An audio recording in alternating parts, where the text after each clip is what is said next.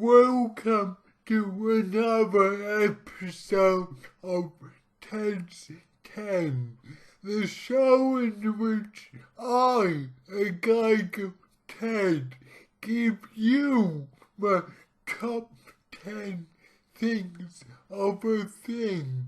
Yeah, it's a simple concept, much like you watching this video to the end and hitting that lovely like button. In this video, I will be giving you my top 10 live albums. Now, as you should know, I love loose, jammy guitar music, so it goes without saying I love a live album, and here, in my opinion, are the 10 best. At number 10 is Live and Dangerous by Thin Lizzy.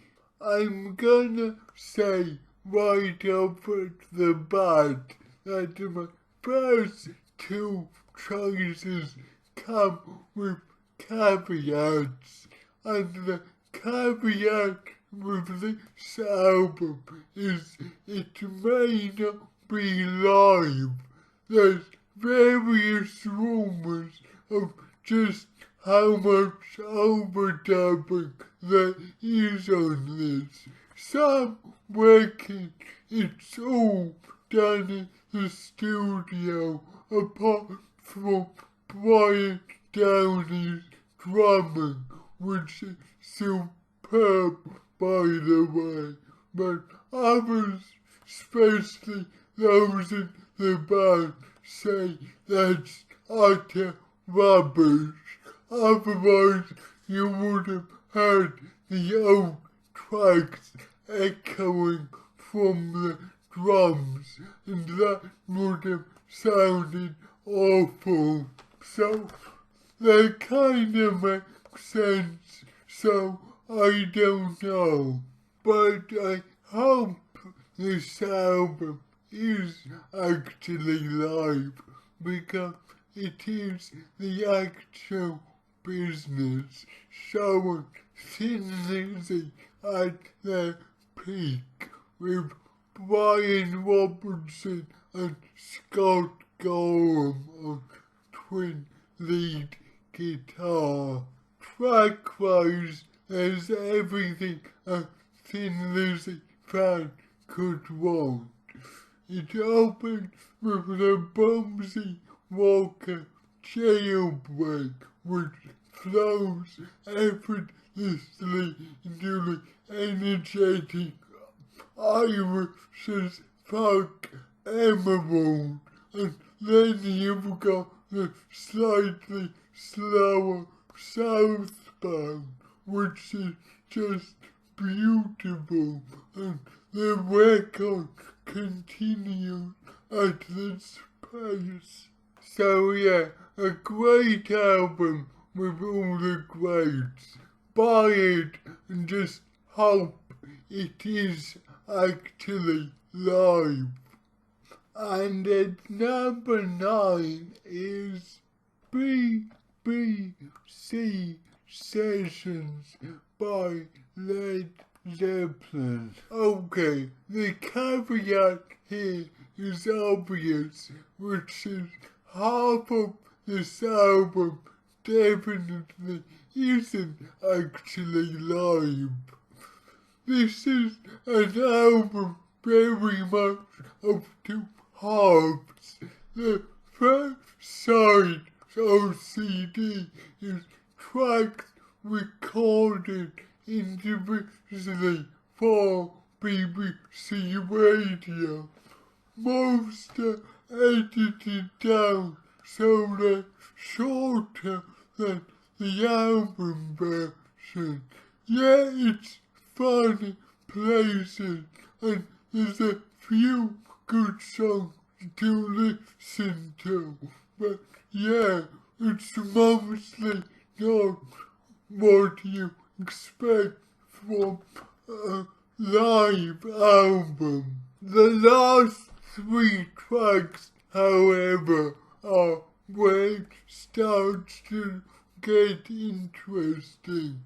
There's an audience, and these are a lot looser, and these are bloody great, and set you up for the almighty disc 2.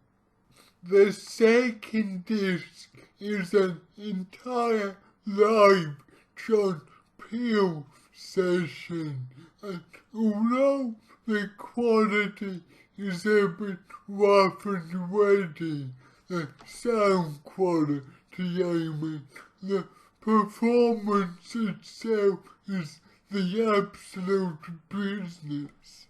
Particular highlights include a barricading version of the Immigrant Song to kick it off, an exquisite version of Since I've Been Loving You, and an extended whole lot of love. And if you're not a huge fan of the song, you'll be pleased to know it quickly turns into a superb medley of old blues and rock and roll numbers. Despite it only being half of the album, it sure is an essential live set, and that's why it makes this list. Okay, at number 8 is Just an American Boy by Steve Earle and the Dukes. This is Steve's second live album. The first showed Steve cracked up on heroin, whereas this shows Steve cracked up on anger based on the Iraq War.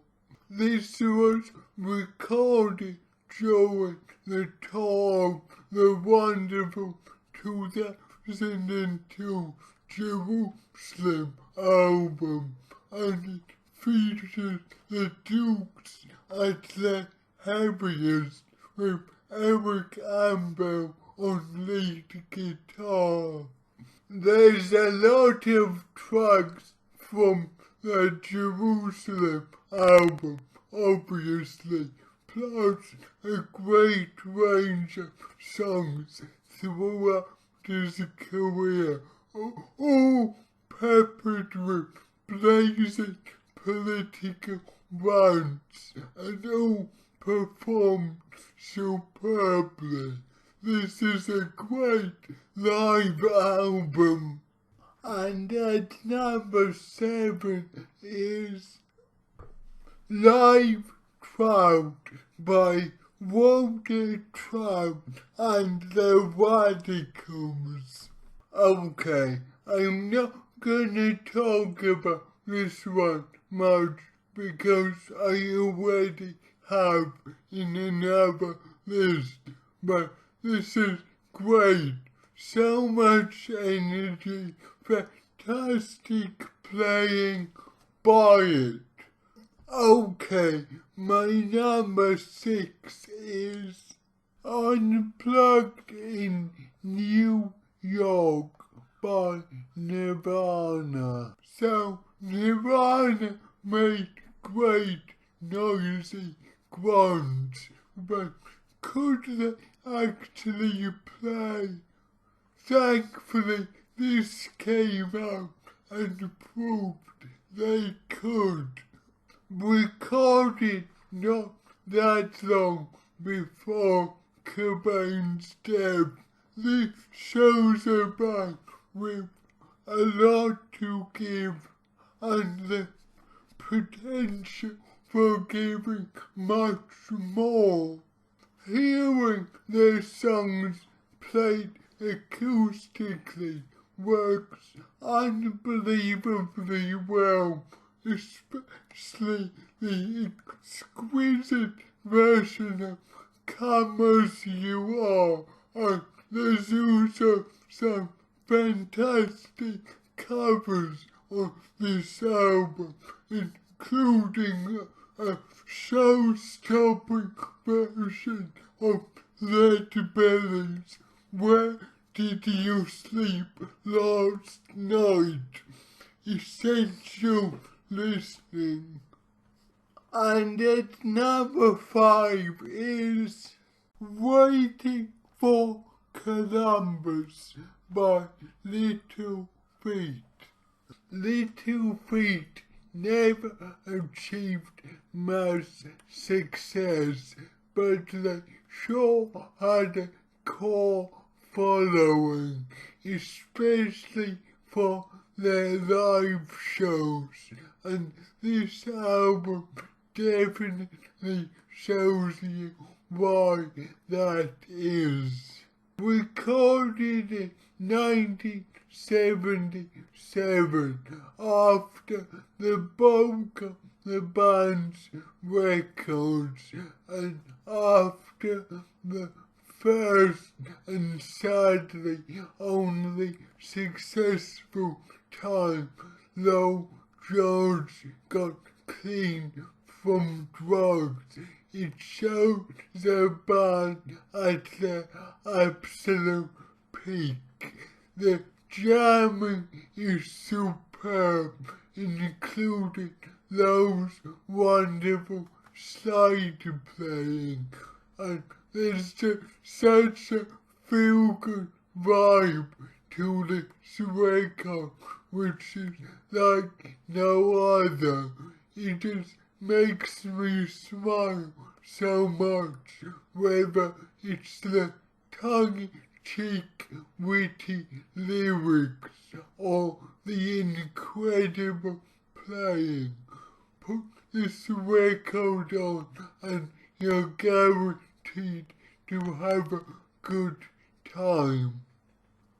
And at number 4 is Get Your Yars Out by the Rolling Stones. Now, I love the Stones and believe they were special, but they were only special for a relatively short period of time. Luckily, this live album captures that period. It was recorded in 1969, just after Mick Taylor joined the band, and the jamming and musicianship between Taylor and Richards is just brilliant.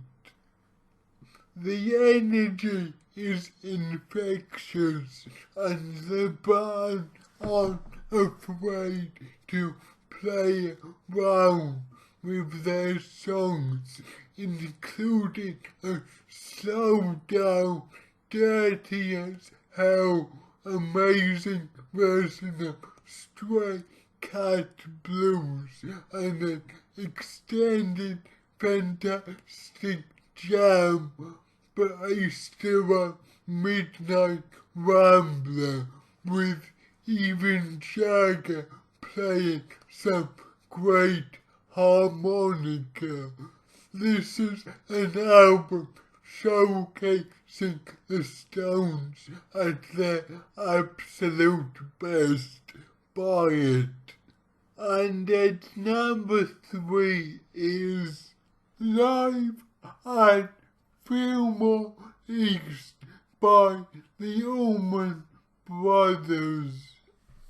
A lot of people ask if I get my music taste from my parents, and generally the says no. For instance, my father isn't very keen on the heavy bluesy stuff I love so much, which makes it weird that he cites this as his favourite album. He's more of a jazz man, and although the songs on this album and all of the Allman songs are mainly blues-based, the improvisation and the solos go off in a different direction.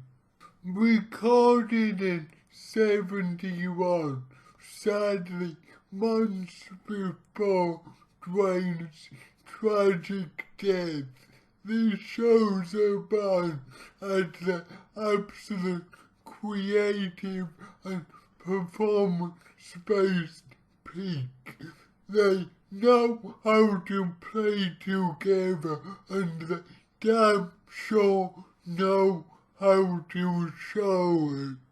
The album is a mixture of original and blues covers, but every track is unmistakably them. They're unafraid to take every song in whatever direction they feel like, and no matter if that song goes on for over 20 minutes, it never gets boring. This is an incredible showcase of a live band like no other.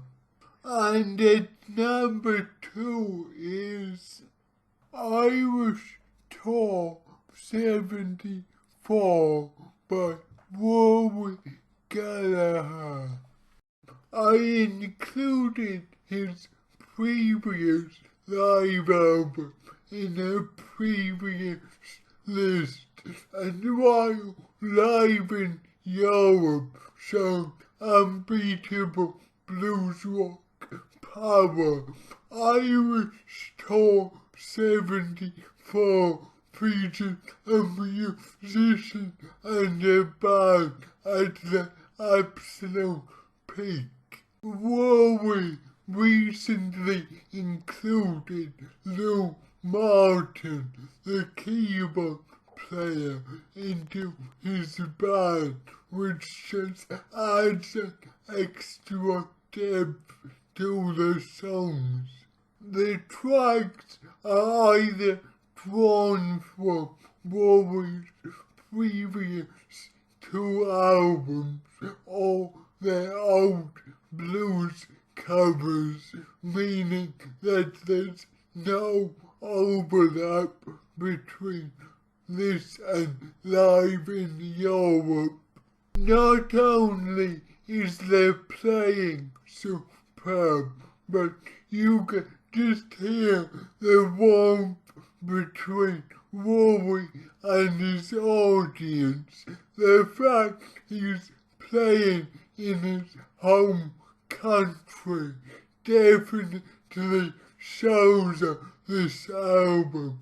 The chemistry is just amazing, and just listening to him playing, you can feel his pleasure in just picking every note.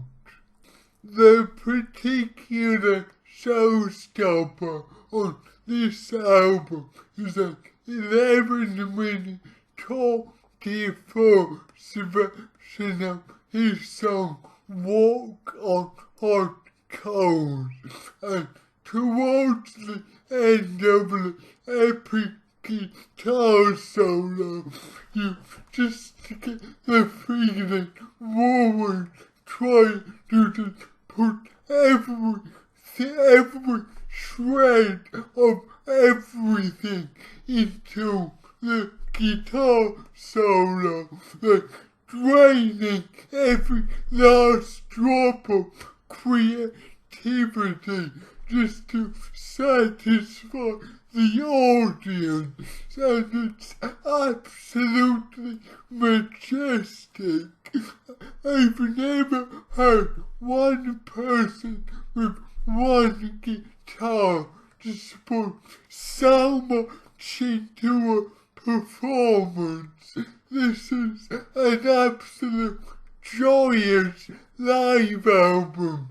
His playing just makes you smile. Incredible. This has to be my number 2. And at number 1 is Weld by Neil Young and Crazy Horse. If you know anything about me, you would be expecting Neil at number 1, and my God, this album just wow. Now, Neil can do a lot of things, but this is Neil purely in walking mode. It's truly one-dimensional, but with that one dimension that sounds so perfect, it's all you bloody need.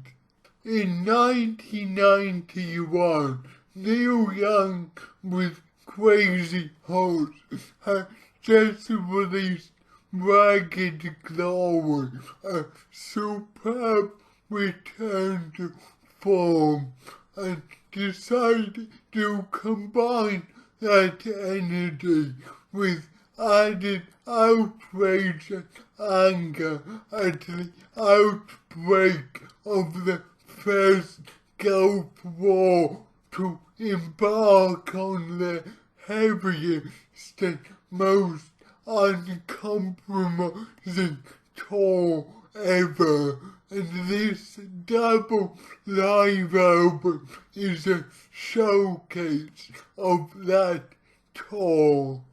The word awesome is criminally misused, but this album is truly awesome in every sense of the word. You've got the first disc, which focuses on slightly obscure material from later albums, than the second disc, which is more populated by what you could call Crazy Horse classics.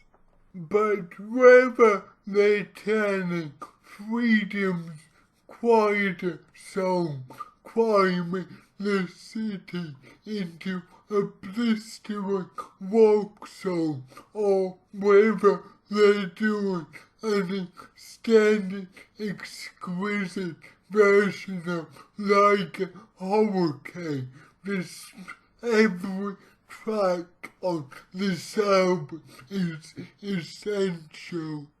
I literally can't pick this album up enough. If you like Neil at his loudest, or if you just like loud rock, this album is an absolute must, and my favourite live album ever. Right, those are my top 10 live albums. Do you agree? Do you disagree? Why not use the comments to tell me? And use that like button to show you've watched this video. Thank you.